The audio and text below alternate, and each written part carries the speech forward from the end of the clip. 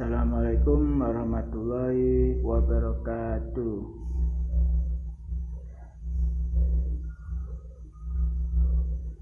Hari ini akan membahas bab 2,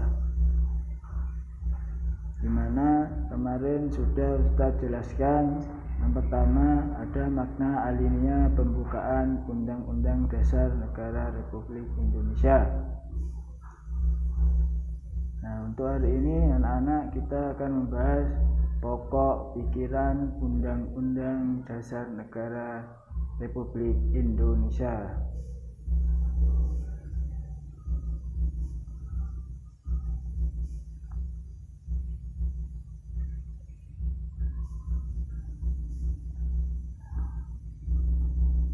Pembukaan Undang-Undang Dasar Negara Republik Indonesia tahun 1945 memiliki 4 pokok pikiran yang perlu kalian ketahui.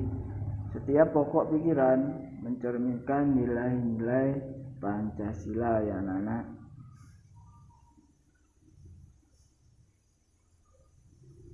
Nah, pokok pikiran yang pertama adalah negara melindungi segenap bangsa Indonesia dan seluruh tumpah darah Indonesia dengan berdasarkan atas persatuan dengan mewujudkan keadilan sosial bagi seluruh rakyat Indonesia ya anak. Pokok pikiran pertama merupakan penjelmaan Pancasila sila ketiga. Berikutnya pokok pikiran kedua adalah negara hendak mewujudkan keadilan sosial bagi seluruh rakyat Indonesia yang didasarkan manusia mempunyai hak dan kewajiban yang sama untuk menciptakan keadilan sosial dalam kehidupan masyarakat. Nah, pokok pikiran kedua ini penjelmaan Pancasila sila kelima.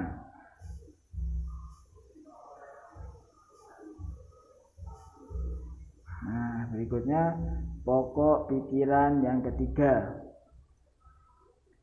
adalah negara yang berkedaulatan rakyat berdasarkan atas kerakyatan dan permusyawaratan perwakilan. Hal ini menunjukkan bahwa sistem negara yang terbentuk dalam Undang-Undang tahun 1945 harus berdasarkan kedaulatan ya anak-anak, kedaulatan rakyat dan permusyawaratan. Nah, pokok pikiran ketiga penjelmaan Pancasila sila keempat, di mana tadi yaitu berdasarkan atas kerakyatan dan permusyawaratan perwakilan. Ya, sudah jelas anak-anak, penjelmaan Pancasila sila keempat.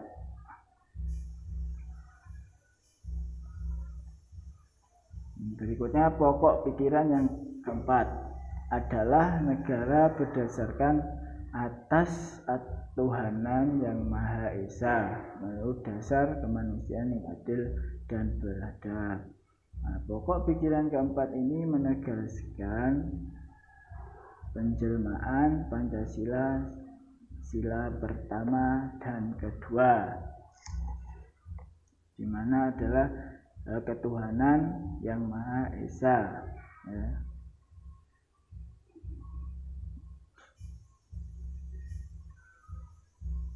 Dalam pembukaan Undang-Undang Negara Republik Indonesia tahun 1945 alinea keempat termuat unsur-unsur yang menurut ilmu hukum merupakan syarat adanya suatu tertib hukum di Indonesia.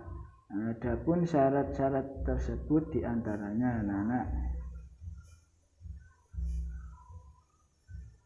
adanya kesatuan subjek,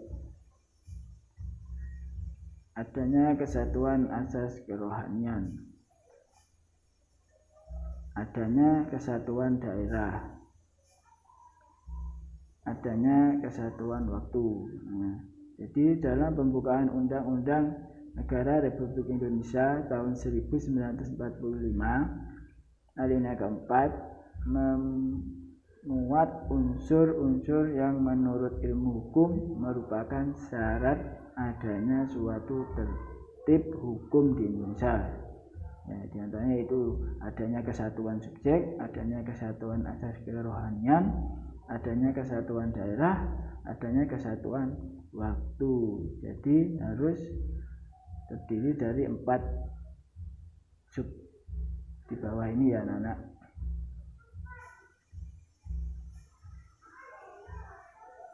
Agar tujuan pembukaan Undang-Undang Dasar Negara Republik Indonesia tahun 1945 dapat tercapai, kita sebagai warga masyarakat Indonesia harus bersikap positif.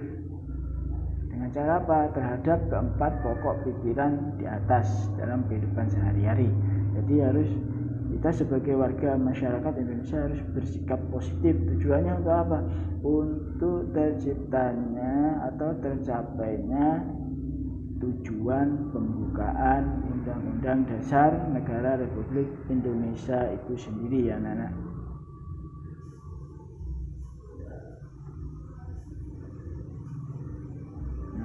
Berikut contoh sikap positif yang harus kita terapkan dalam kehidupan sehari-hari sebagai warga masyarakat Indonesia dalam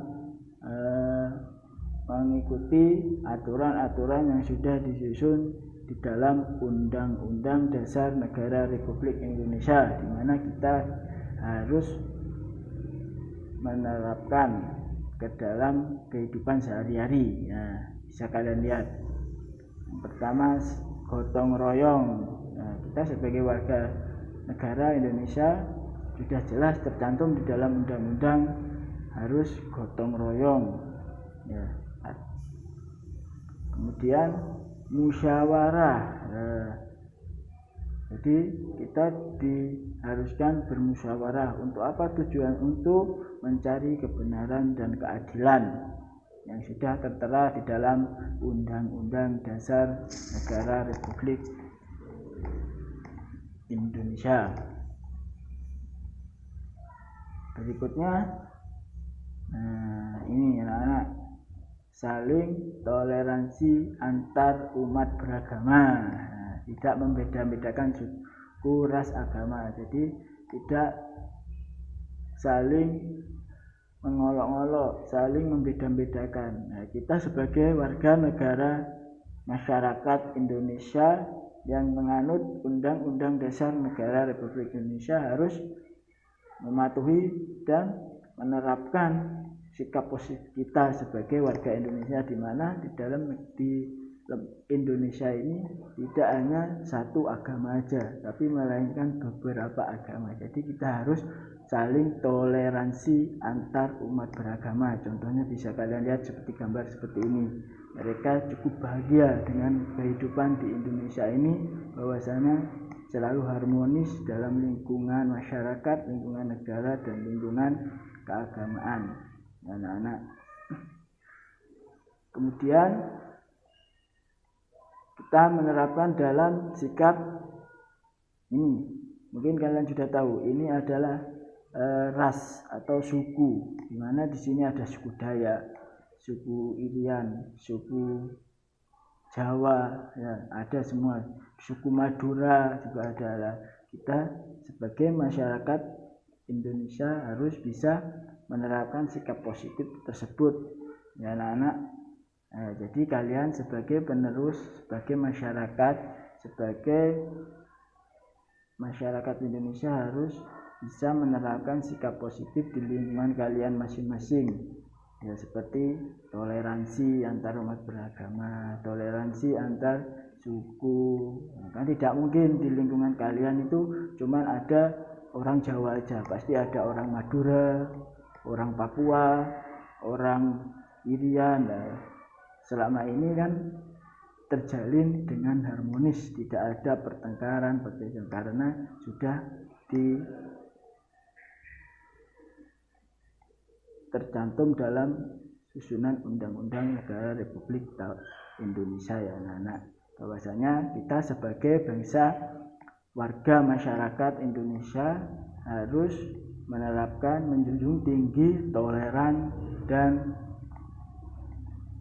saling menghargai, menghormati sesama umat beragama. Ya anak-anak.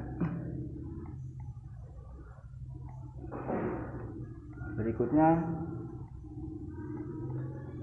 nih, dalam lingkungan sekolah, kalian sebagai masyarakat Indonesia, contohnya sendiri kalian sebagai seorang siswa, dengan cara apa untuk menerapkan sikap positifnya, yaitu dengan belajar sungguh-sungguh sehingga sukses ulangan. Seperti itu anak-anak. Jadi tidak hanya bermasyarakat saja, tapi di lingkungan sekolah harus juga bisa menerapkan aturan-aturan yang tertera di dalam Undang-Undang Negara Republik Indonesia yang sudah disusun oleh bangsa negara Indonesia, yang dimana mengacu pada Pancasila yang 5, ketuhanan yang Maha Esa, kemanusiaan yang adil dan beradab, persatuan Indonesia, kerakyatan yang dipimpin oleh hikmat kebijaksanaan dalam permusyawaratan perwakilan, keadilan sosial bagi seluruh rakyat Indonesia.